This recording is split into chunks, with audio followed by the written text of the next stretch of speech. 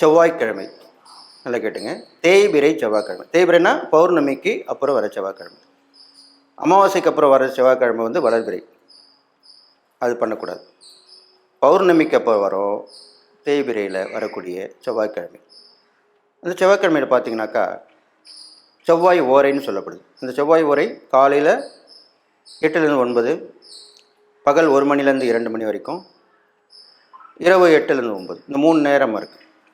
இந்த நேரத்தில் தான் நீங்கள் கடன் வாங்க வேண்டும். கடன் சீக்கிரமாக கொடுக்கணும் இல்லையா, அதனால் கடன் வாங்கணும்.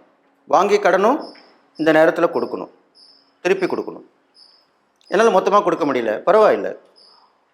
இப்போ நீங்கள் ஒரு 10,000 வாங்குறீங்கன்னா ஒரு 1000 கொடுங்க, 10ல் ஒரு பங்கு, ஒரு அசலாக இருக்கட்டும். அது நான் சொன்ன இந்த தேய்பிறை செவ்வாய்க்கிழமையில் நான் சொன்ன இந்த 3 நேரங்களில் கொடுத்துட்டு வாங்க. கொடுத்தீங்கன்னா விரைவில் உங்களுடைய முழு கடனுமே அடையிறதுக்கு உண்டான வாய்ப்புகள் உருவாகும்.